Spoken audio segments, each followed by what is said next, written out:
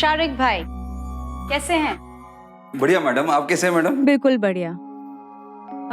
शारिक भाई अभी तक गाड़ी नहीं बिकी है? मैडम बहुत कस्टमर्स आके देख के गए, कुछ तो कैश डाउन करने के लिए तैयार भी है। गुड, अच्छा है ना। तो प्लीज थोड़ा जल्दी बिकवा दीजिए। वो एक्चुअली क्या है कि मुझे अपनी नई गाड़ी की भी तो डाउन पेमेंट करनी है ना। नाइस ना? क्लास। तो शारिक भाई कब तक करवा देंगे? पिछले 3 दिनों में लगभग 12 कस्टमर्स आके देख के गए। 3 लाख से ऊपर कोई देने को तैयार नहीं मैडम। शारिक भाई 5 लाख से नीचे मैं लेने को तैयार नहीं हूँ। मैडम आप समझने की कोशिश कीजिए मैडम, 3 साल पुरानी गाड़ी है, अब तो ये मॉडल भी बंद हो गया है। शारिक भाई एक बात समझिए, गाड़ी की कीमत उसके साल या उसके मॉडल पे डिपेंड नहीं करती। वो तो इस बात पे डिपेंड करती है कि उसे कौन और कैसे बेच रहा है, और बेचना मुझे बखूबी आता है। अच्छा, इससे पहले आप गाड़ी बेच चुकी है इतनी अच्छी कीमत पे? गाड़ी तो नहीं शारिक भाई, मगर पति को बेच कर आ रही हूँ। वो कैसी औरत होगी जो अपने ही पति को बेचने का दावा करे और ये कहते हुए उसके माथे पर शिकन तक ना हो। शिकन तो दूर, बल्कि इस दावे में अहंकार की झलक हो, मानो कोई बहुत बड़ी उपलब्धि हो। ऐसी क्या वजह थी कि एक औरत को अपने ही सुहाग का सौदा करना पड़ा? ऐसे क्या हालात थे कि एक पति को बाजार में खड़ा होने के लिए मजबूर होना पड़ा? नैना ने अपने पति का सौदा क्यों और कैसे किया, ये जानने के लिए आइए नैना को कुछ और करीब से जानते हैं।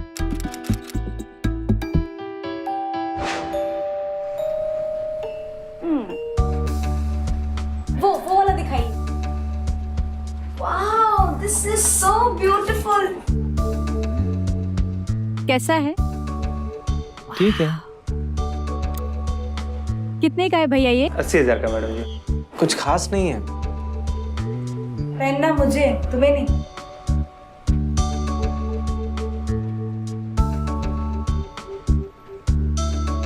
है ना, तुम पे बहुत जचने वाली है ना?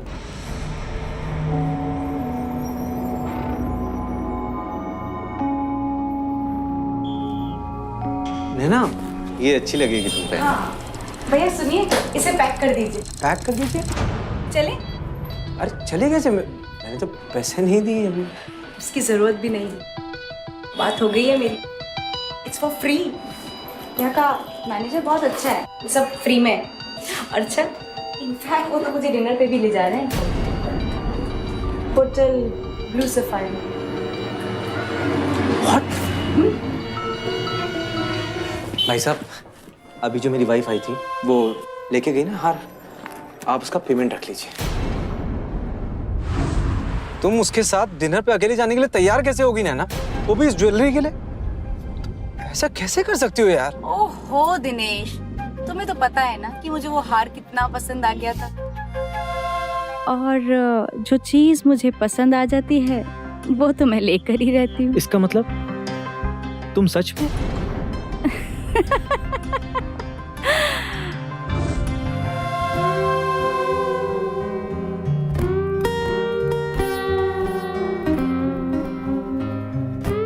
क्या हुआ?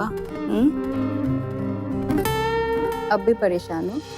परेशान तो हूँ, खर्चे कम होने का नाम नहीं ले रहे हैं, लोन बढ़ते जा रहे हैं। तो तुम कहना क्या चाहते हो?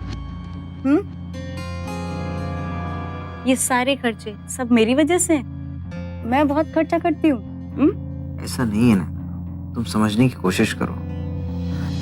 हम लोग अपनी हैसियत से बढ़कर जी रहे हैं, कुछ चीजें अपने फ्यूचर के लिए भी हमें सोचनी चाहिए। दिनेश दिनेश दिनेश प्लीज, समझ तुम नहीं रहे हो डार्लिंग, तुम्हें समझने की जरूरत है। मैं तो ऐसे ही जीती हूँ, जो है अभी है। फ्यूचर के लिए ना तो मैं प्लान करती हूँ और ना ही मैंने इतना सब सोचा है। और हाँ, रही बात EMIs की, तो वक्त आने पर उसका पेमेंट भी कर देंगे।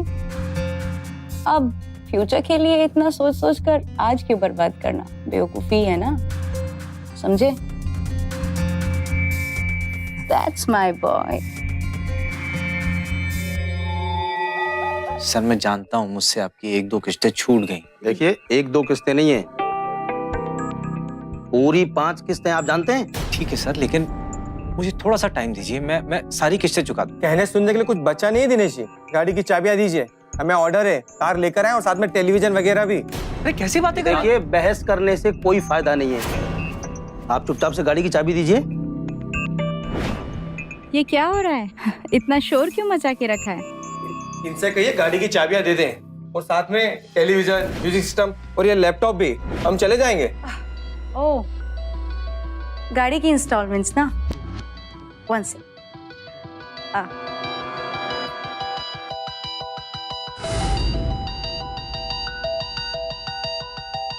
Hello mister Singhania. मैं बिल्कुल ठीक हूँ, आप कैसे हैं? मैं ये पूछ रही थी कि वो पेमेंट का क्या होने वाला है? नहीं, ज़्यादा कुछ खास बात नहीं है, पर अगर थोड़ा जल्दी हो जाता तो। How sweet. मेरे अकाउंट में ट्रांसफ़र करवा देंगे तो बेहतर रहेगा। Thank you so much. Thank you. Okay, तो आप लोग परसों आ जाइए और चेक ले जाइए अपना। देखिए मैडम, हमें तो ऑर्डर है कि ओह कम ऑन। अभी आपने देखा कि मैंने मिस्टर सिंघानिया से बात करी। ओह, मिस्टर सिंघानिया मेरे बिजनेस पार्टनर हैं। वो आज पैसा ट्रांसफर कर देंगे तो कल तक रिफ्लेक्ट हो जाएगा अकाउंट में। परसों आप चेक ले जाइए। इनफैक्ट मैं तो कहती हूँ कि हम ही आपको चेक दे जाएंगे। क्यों baby? Thank you.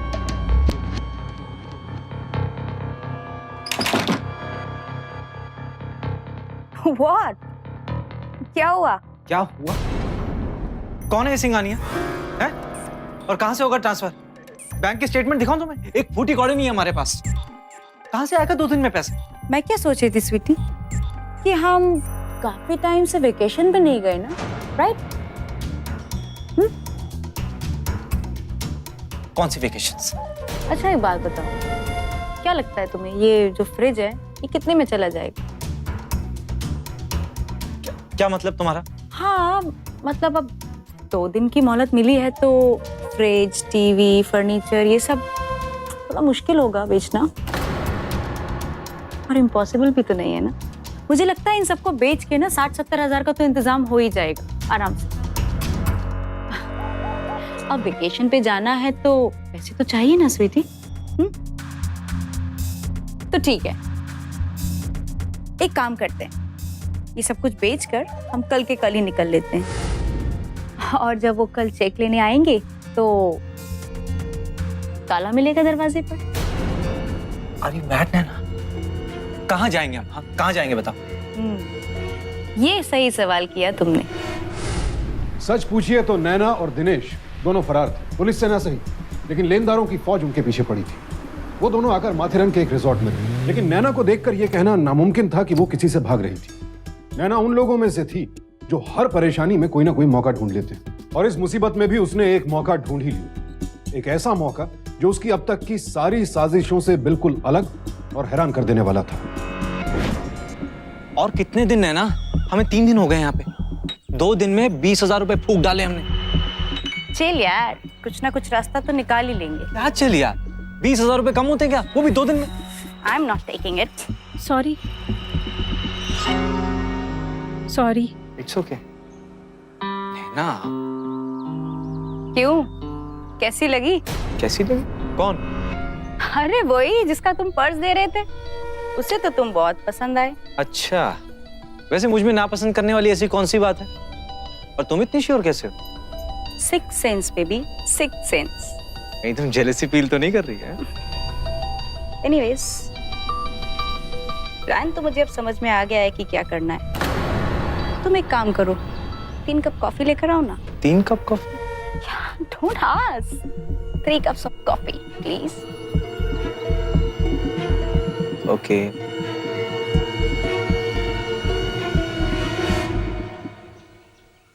Hello Asha. अरे नैना, कैसी हो? बैठना। Oh yes sure. मैं एकदम ठीक हूँ, तुम बताओ तुम कैसी हो? कोई खबर नहीं, कहाँ हो तुम? अच्छा, मैडम खुद गायब हो गई थी, और यहाँ तक कि मुझे अपनी शादी में भी नहीं बुलाया। वो तो मुझे स्नेहा ने बताया था। स्नेहा भी ना, एक्चुअली सॉरी, बहुत जल्दी में सब कुछ हुआ और उसके बाद मैं बॉम्बे शिफ्ट हो गई। बट इजंट इट ग्रेट कि हम यहाँ ऐसे मिले हैं? एक्चुअली अपने हस्बैंड और उनके कलीग के साथ आई थी मैं यहाँ पर घूमने। उनके पास अचानक से कॉल आ गया कुछ ऑफिस का, so he has to go to Bombay. Oh, that's so sad. Yeah thank you. Oh Asha, ये विवेक हैं। मैंने बताया था ना मेरे हस्बैंड की कलीग। विवेक, ये मेरी फ्रेंड आशा है, बहुत क्लोज फ्रेंड है मेरी। हाय। हाय, आई एम रियली सॉरी। आशा, मुझे पता चला जय के बारे में। जय आशा के हस्बैंड थे। He met with an accident and really sorry to hear that. No, it's okay. Actually पहले पहले काफ़ी मुश्किल होता था, लेकिन अब संभाल लिया है मैंने खुद को। यू नो, मुझे क्या लगता है, तुम्हें दूसरी शादी कर लेनी चाहिए। पता है, मामा जी भी यही कहते हैं। इनफैक्ट उन्होंने तो एक मैट्रिमोनियल साइट पे मेरा प्रोफाइल भी डाल दिया है। रियली? तो कोई मिला? नहीं यार, अब पता है ना, वो लोग साइट पर कुछ और होते हैं और सामने कुछ और वैसे भी साइट से किसी की नेचर का पता नहीं चलता। एक्चुअली ना, आजकल सबकी यही शिकायत है। अब विवेक को ही देख लो, इसका डिवोर्स हो गया है।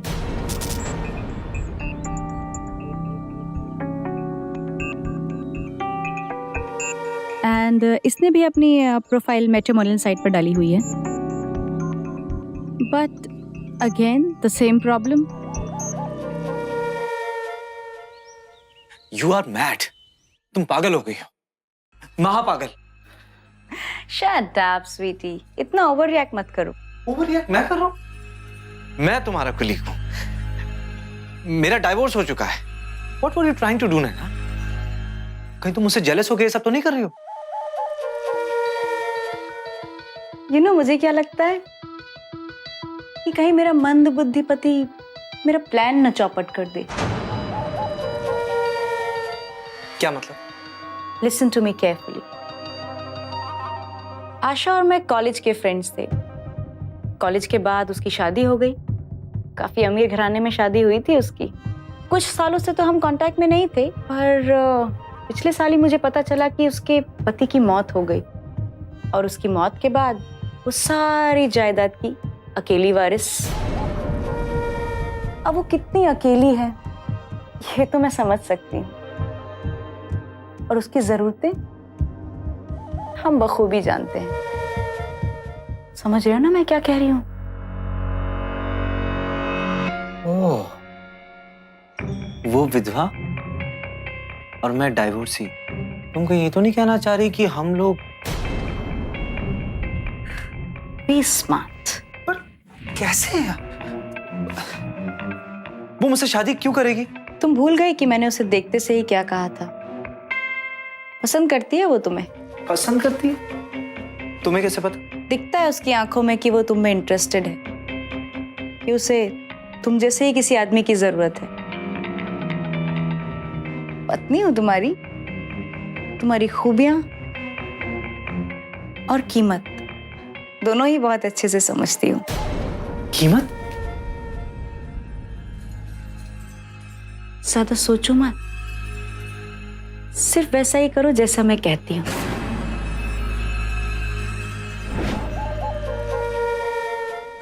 Good morning. Good morning. हाँ, इतनी खूबसूरत जगह में आप अकेली बैठी। लगता है आपको भी नेचर से बहुत लगाव। जी। मुझे तो छोटे छोटे बच्चे भी बहुत प्यारे लगते, लेकिन वो लोग जो नेचर और बच्चों को पसंद नहीं करते, वो लोग मेरे हिसाब से इंसान नहीं। या you are right. You know, actually भगवान की सबसे खूबसूरत देन है नेचर और बच्चे। पर हमारे आई am really very sorry. I mean, मेरी जिंदगी में इन दोनों की बहुत कमी है। आप सॉरी क्यों बोल रहे हैं? एक्चुअली मेरी जिंदगी में भी इन दोनों ही चीजों की कमी है। कमी खलती है?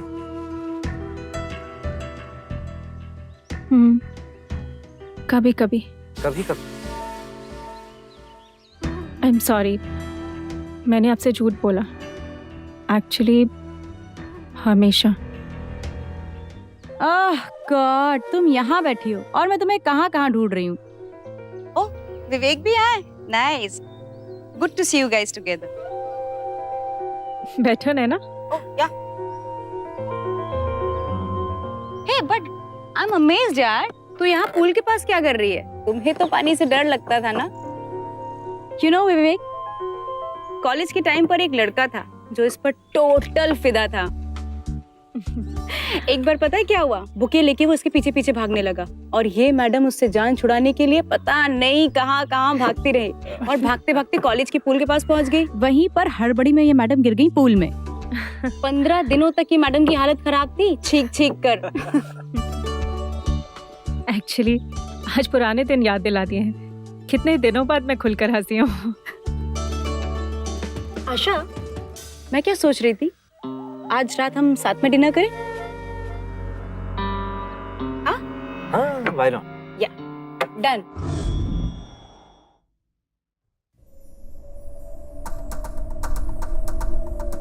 हम कहाँ जा रहे हैं हम नहीं, सिर्फ मैं, वो भी 1 घंटे में। तुम कल आओगे? पर तुमने जो उससे डिनर की बात की उसका क्या? ऐसे कैसे जा सकती हो तुम? क्या करूं, मेरे पति का कॉल आया है, इमरजेंसी है तो जाना तो पड़ेगा ही ना। तुम लेके जाओ उसे डिनर पे। हाँ, पागल हो क्या? अब उसे मालूम चलेगा कि तुम जा रही हो तो मेरे साथ डिनर करने क्यों आएगी? तुम ना हमेशा ही उल्टा सोचते हो।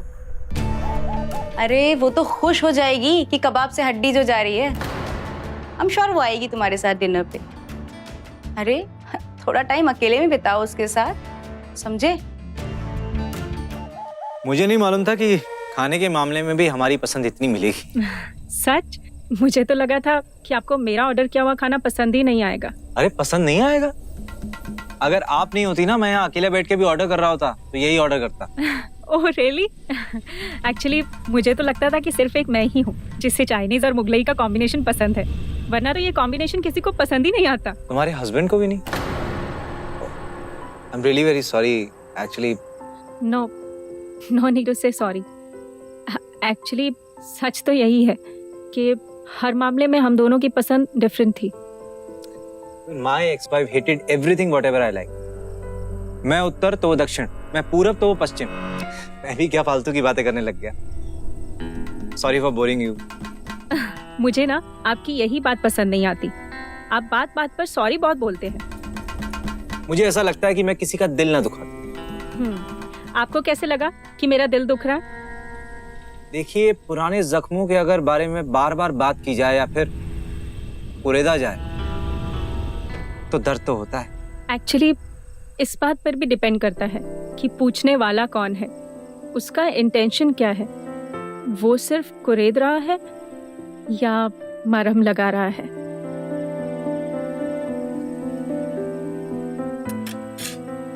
या प्लीज। वाह,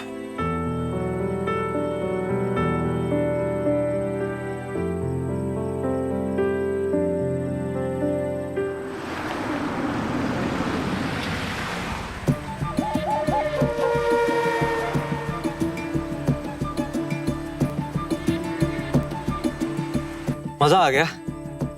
अब पता नहीं आपसे कब मुलाकात होगी। आप पुणे तो आते ही रहते होंगे। हाँ, हफ्ते में 3-4 बार तो आ ही जाता हूँ। बल्कि वहां के सारे आईटी ऑफिसर हमारे ही क्लाइंट। मुझे तो लगता है कि मुझे भी वहीं शिफ्ट हो जाना चाहिए।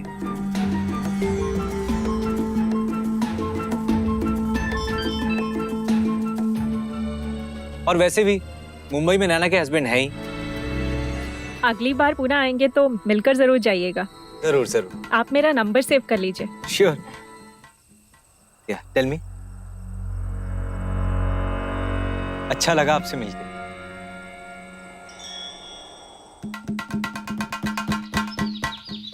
बैक टू मुंबई, वही ऑफिस, वही ट्रैफिक, वही सब काम फिर से।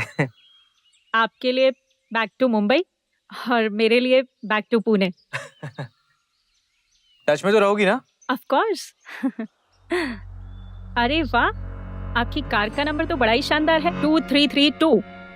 Total is 10। 10 is my lucky number. चलिए चलते हैं। अब and thank you. Thanks for what? कल रात के लिए। Goodbye. Bye bye. Bye.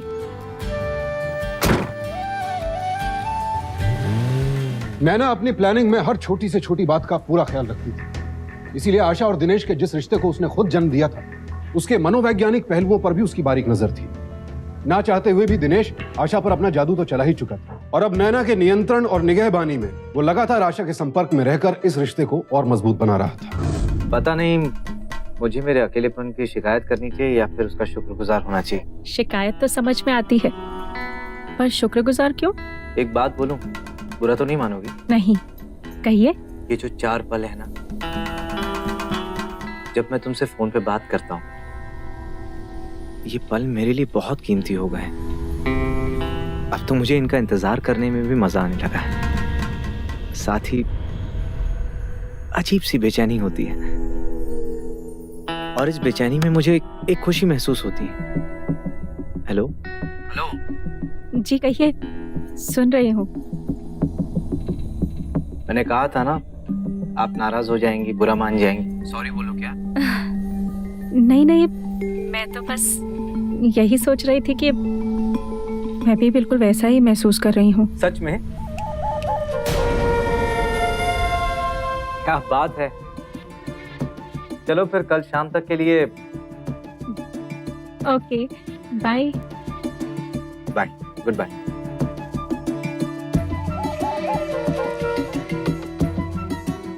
कैसा रहा madam? Not bad. B grades films देखने का कुछ तो फायदा हुआ तुम्हें।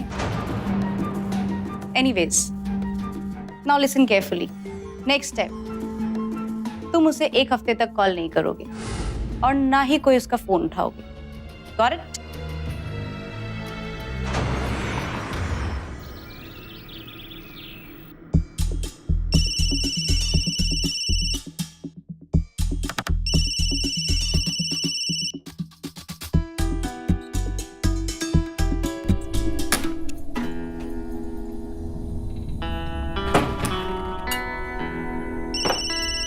बेचारी बार बार फोन कर रही है, क्या करें? बेचारी,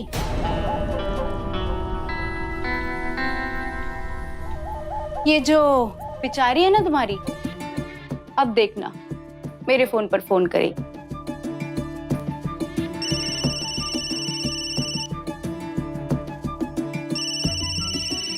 You wanna bet?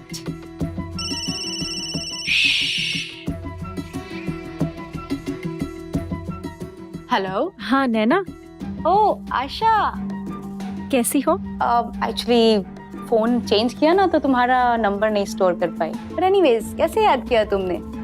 बस ऐसे ही, बहुत दिनों से तुमसे बात नहीं हुई तो इसलिए। वो नैना, विवेक की कोई न्यूज़ है क्या? विवेक? कौन विवेक? ओह या राइट, विवेक। एक्चुअली ना मेरे हस्बैंड भी 1 हफ्ते से बाहर गए हुए हैं, सो मुझे तो ऑफिस की कोई इन्फॉर्मेशन है नहीं। बट वेट अ मिनट, शायद मैं तुम्हारे लिए कुछ कर सकती हूँ। पता करके बताती हूँ तुम्हें, ठीक है? Okay, no problem. I'll give you a call. Don't worry. Bye. Bye. इस फोन कॉल से साबित हो गया कि आशा अब पूरी तरह से नैना की गिरफ्त में थी, और नैना अब उसकी भावनाओं के साथ खेल रही थी, और आशा नैना के बुने जाल में फंसती चली जा रही थी। उसे इस कदर तड़पाकर नैना ने अपनी अगली चाल की जमीन तैयार कर ली थी। अरे आप, ये क्या हुआ आपको? और इतने दिनों से आपकी कोई खबर भी नहीं थी, आप फोन भी नहीं उठा रहे थे। जानते हैं कितनी फिक्र हो गई थी मुझे आपकी। अच्छा लगा जान के कोई फिक्र तो करता है मेरी। अब क्या बताऊं आशा जी, दरअसल मैं हॉस्पिटल में एडमिट था। तंग आ गया था अपने अकेलेपन से। एक दिन बर्दाश्त नहीं हुआ तो 1-2 पैक पी लिया। अब 1-2 से 4, फिर 6। अब शराब पी के गाड़ी चलाने का खामियाजा तो मुझे ही भुगतना पड़ेगा। एक्सीडेंट हो गया था मेरा, बस ये थोड़ा सा लगा, हॉस्पिटल में एडमिट होना पड़ा। बट रियली वेरी सॉरी कि मैं आपको उस वक्त फोन नहीं कर सका। तो मुझे लगा कि मैं क्यों ना खुद जाके आपसे माफी मांग लूं। No, it's all right, I understand. Wow! I'm so thrilled, Asha. मुझे लगता है कि तुमने बहुत अच्छा फैसला किया है। Vivek is a very nice man. हाँ, वो तुम्हें बहुत खुश रखेगा। I'm sure. सच बताऊं तो मुझे भी ऐसा ही लगता है। जब मैं उससे पहली बार मिली थी, शायद मैं तब से ही उसे पसंद करने लगी थी। मुझे लगता है कि शायद विवेक भी मुझे समझ नहीं आ रहा कि बात को आगे कैसे बढ़ाऊं। लो, तो इसमें क्या बड़ी बात है, तुम उससे खुद डायरेक्ट पूछ लो।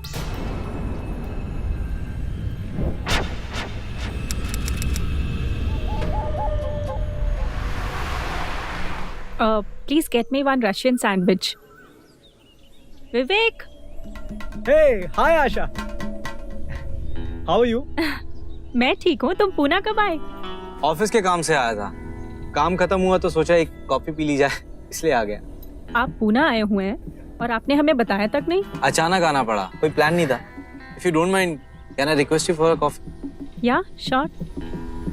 भैया 2 कॉफी। यार, मैट्रिमोनी में जब से मेरी प्रोफाइल अपलोड हुई ना, मैं बहुत परेशान हो गया। और ये सब किया जरा मेरे दोस्तों का है, वो नैना और उसके हस्बैंड का। क्यों, क्या हुआ? मैं इस मैट्रिमोनियल के जरिए शादी नहीं करना चाहता। तो फिर कैसे करना चाहते हो? I mean, वो मुझे मिलेगी तो मुझे खुद ब खुद मालूम चल जाएगा, पर जब वो मेरी जिंदगी में आएगी तो मैं उससे क्या कहूँगा, कैसे बात करूँगा, क्या बोलूँगा, पता नहीं। पर बात तो आपको ही करनी पड़ेगी ना, क्योंकि आदमी पहल करे तो ही अच्छा लगता है। पर कैसे? मैं बोलूँगा क्या उसे? और इस उम्र में I love you, will you marry me? शे। कोशिश तो करके देखिए, और अगर आप ये बात किसी से गुलाब देते हुए कहेंगे तो शायद उस लड़की को बुरा नहीं लगेगा। गुलाब।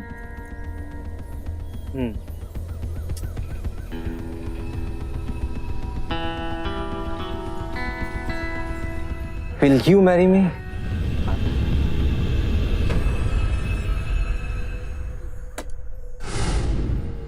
Oh my God! उसने तुम्हें प्रपोज किया? Yes, he did, and you know, I am so happy. Yeah, even I'm very happy for you. In fact तुम दोनों के लिए। अच्छा ये बताओ कि आगे क्या प्लान्स हैं? कब शादी कर रहे हो? पता नहीं, मामा जी से पूछकर डिसाइड करोगे। शायद इसी महीने। ओके। माथेरन के एक रिजॉर्ट के कैफेटेरिया में बना एक प्लान अपने अंजाम की ओर बढ़ रहा था, और इस अंजाम की जद में आ चुकी थी आशा। अपनी भौतिक कामनाओं को पूरा करने के लिए नैना ने अपने पति को ही बाजार में बिकने वाला सामान बना डाला, अपनी सहेली के जज्बात और उसकी जिंदगी को दांव पर लगा दिया। अब आप दोनों पति पत्नी हो गए। Thank you. Congrats! Thank you. Congrats! God bless you. कितना अच्छा होता कि आज दिनेश भी यहाँ होते। आज उनकी बहुत याद आ रही। देखना, ऐसे ही टाइम पे उनको साउथ अफ्रीका जाना था। तो फिर कब तक वापस आ रहे हैं वो? वापस आ रहे हैं? नहीं नहीं नहीं, वो वापस नहीं आ रहे हैं। मैं जा रही हूँ साउथ अफ्रीका, कुछ ही 2-3 महीनों में शायद। क्या तू इंडिया छोड़कर जा रही है? अब क्या करें, जहाँ पिया वहाँ मैं, है ना? फर्जी कागजात और झूठे पहचान पत्र की मदद से और आशा से उसकी शादी करवा दी। लेकिन इस हैरान कर देने वाली साजिश की एक एक सीढ़ी चढ़कर आखिर नैना पहुंचना कहां चाहती थी? क्या हासिल करना चाहती थी वो इस साजिश के जरिए? इससे पहले आप गाड़ी भेज चुकी है इतनी अच्छी कीमत पे? गाड़ी तो नहीं शारिक भाई, मगर पति को बेच कर आ रही हूँ, वो भी तिगुनी कीमत पर।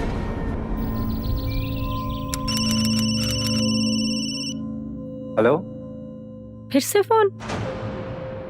हम छुट्टी पर है ना। इंपॉर्टेंट कॉल है, प्लीज। हेलो। क्या चल रहा है? सर, सब कुछ शेड्यूल के हिसाब से चल रहा है। हाँ, मैं छुट्टी पे हूँ पर लगातार फैक्ट्री के टच में हूँ। जी सर। सब कुछ ही दिनों की बात है। एक काम करो, तुम आ जाओ। ओह, ओके सर, आ जाऊंगा सर। बाय। बाय। क्या हुआ? होना क्या है, हॉलीडेज ओवर, अब कल से काम पे। हर चाल नपी तुली, हर वार असरदार। जैसे ही आशा ने अपनी नई जिंदगी की शुरुआत की, नैना ने फिर से एक चाल चल दी। विवेक गायब हो गया, और आशा बेहद परेशान हो उठी कि आखिर विवेक गया तो गया कहाँ।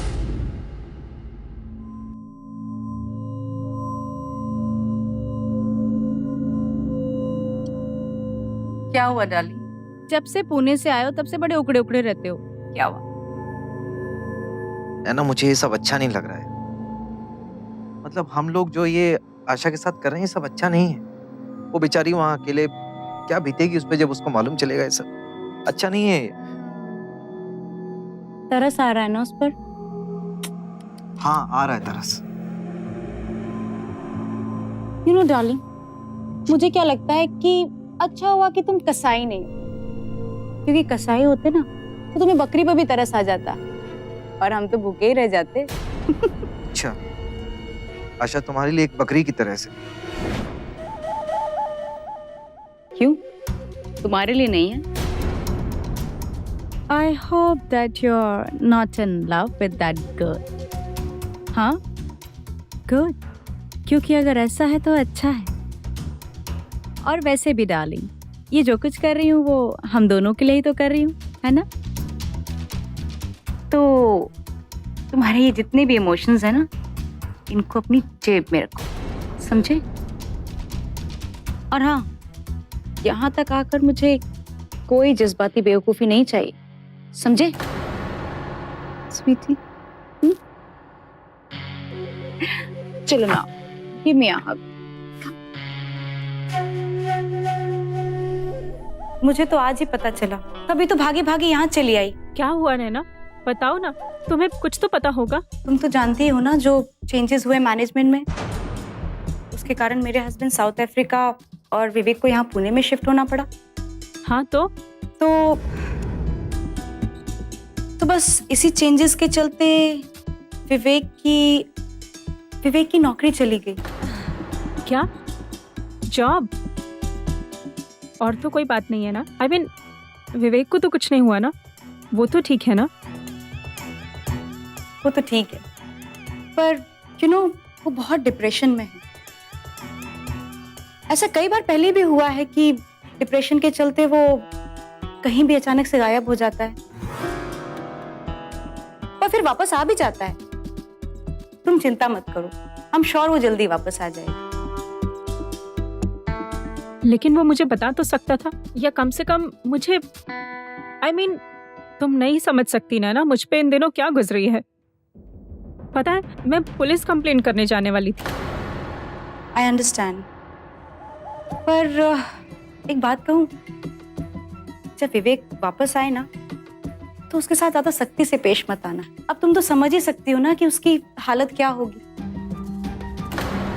वैसे मेरे हस्बैंड ट्राई तो कर रहे हैं कि विवेक का साउथ अफ्रीकन ब्रांच में ही ट्रांसफर हो जाए, पर इसमें कुछ टाइम तो लग सकता है ना, महीना, 2 महीना, साल। पर हमें तो किसी चीज की कमी नहीं है, और विवेक को तो ये पता ही होना चाहिए था। फिर वो क्यों इस नौकरी को लेकर इतना परेशान हो रहा है? आशा, अगर तुम ऐसा समझती हो तो मैं सिर्फ यही कह सकती हूँ कि तुम विवेक को अभी तक समझ ही नहीं पाई। वो एक खुददार इंसान है, वो तुमसे कोई हेल्प एक्सपेक्ट नहीं करता, ना ही वो तुमसे कोई पैसे लेगा। हाँ तो फिर मैं क्या करूं?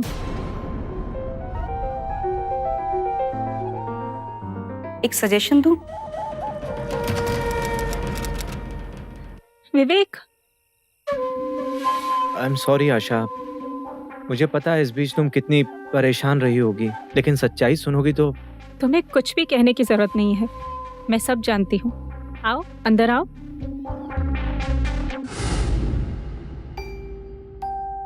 मुझे तकलीफ इस बात की हुई कि तुम मुझे इस काबिल भी नहीं समझते कि तुम अपना मुझसे दर्द बांट सको।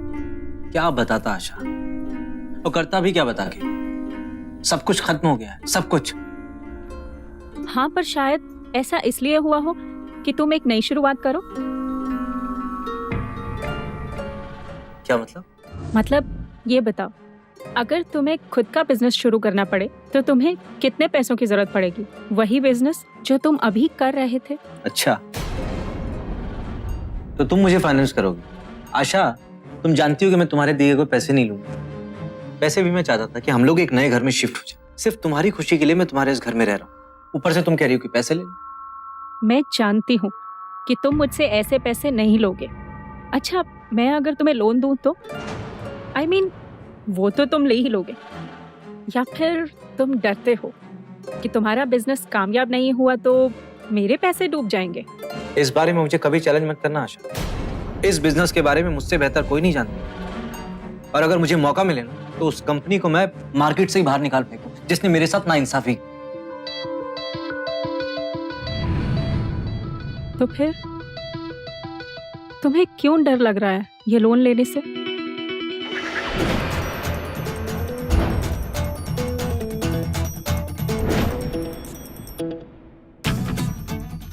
Take it, my boy, and all the very best for your business. Thank you very much uncle. मैं आप दोनों को यकीन दिलाता हूँ कि आप लोगों को मायूस नहीं होने दूंगा। Thank you very much uncle. Asha से रुपए ऐंठने का जो मास्टर प्लान नैना ने बनाया था वो कामयाब हो चुका था। इधर दिनेश के हाथों में चेक आया पर वो एक बार फिर से गायब हो गया। और आशा के लिए हैरानी की बात यह थी कि इस बार झूठी तसल्ली देने के लिए नैना भी उसके पास नहीं थी। आखिर कहां गुम हो चुके थे नैना और दिनेश? कुछ तो गड़बड़ है। आई जस्ट होप कि विवेक को कुछ ना हो गया हो। उसे कुछ नहीं हुआ है, यही तो गड़बड़ है। ये कैसी बातें कर रहे हैं आप मामा जी? आज सुबह ही बैंक से कंफर्मेशन आई है कि हमारा चेक ऑनर हो चुका है, और जिस अकाउंट में वो क्रेडिट हुआ है वो अकाउंट क्लोज हो गया है। क्या? वो जाली अकाउंट था। किसे फोन कर रही है? नैना को। उसे कुछ तो पता ही होगा। नंबर डिस्कनेक्ट हो गया ना नैना का भी। मुझे लगता है तुम्हारी ये सहेली नैना, बेटा ये कुछ नहीं सब कुछ जानती है। चलो पुलिस स्टेशन।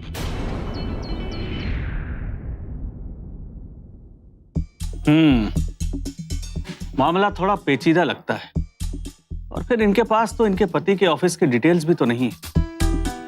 कोई तो स्टार्टिंग पॉइंट हो, जैसे कि मुंबई में उनका एड्रेस, कोई जान पहचान के लोग, कुछ भी ऐसा जहां से हम इस केस की शुरुआत कर सकें। मुंबई में उसका 1 बेडरूम हॉल का फ्लैट था। मुझे भी कुछ याद आया इंस्पेक्टर। उसकी कार का नंबर MH042332 था। That's great. हम इन दोनों लीड्स को फॉलो करेंगे और जो भी खबर होगी आप तक पहुंचाते रहेंगे। Okay? Thank you sir. Naina और दिनेश को पकड़ने के लिए पुलिस ने दोहरी तलाश शुरू कर दी। मुंबई में दिनेश के घर पहुंचकर उन्हें पता चला कि दरअसल वो किराए का घर था, और यहीं आकर आशा के सामने सबसे सनसनीखेज खुलासा हुआ। वो ये कि दरअसल उसका पति विवेक दिनेश था, उसकी सबसे करीबी सहेली नैना का पति। दूसरी ओर दिनेश की गाड़ी का पता लगाते हुए पुलिस गाड़ी के मौजूदा ओनर रहमत अली के पास पहुंची, और रहमत अली से मिली जानकारी की मदद से वो पहुंचे मार्वल कार बाजार के मैनेजर शरीफ तक। साहब क्या बताऊं साहब, 12 साल से ये लाइन में हूं साहब। ऐसी डेंजर लेडी मैंने आज तक नहीं देखी है साहब। शारिक भाई, कोई सुराग? मेरा मतलब है उस लेडी तक पहुंचने का कोई जरिया है तुम्हारे पास? हाँ सर, वो कह रही थी उस दिन एक्चुअली कि क्या है कि मुझे अपनी नई गाड़ी की भी तो डाउन पेमेंट करनी है ना। उसे गाड़ी बेच के नई गाड़ी की डाउन पेमेंट करनी है। उसके हाथ में एक नई गाड़ी का ब्रोशर भी था। ब्रोशर में एक स्टैम्प था डीलर का, और वो डीलर को मैं अच्छी तरह से जानता हूँ सर। नैना और दिनेश तक पहुंचने की आखिरी कड़ी भी पुलिस को हासिल हो चुकी थी। देखते ही देखते उन्होंने नई गाड़ी के डीलर से बात की और नई गाड़ी का रजिस्ट्रेशन नंबर ढूंढ निकाला।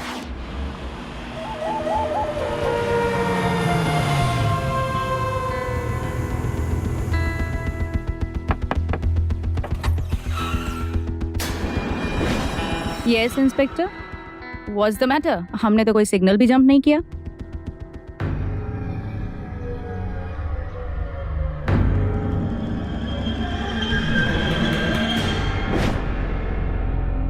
एक नहीं नैना, तुमने कई सिग्नल्स तोड़े हैं।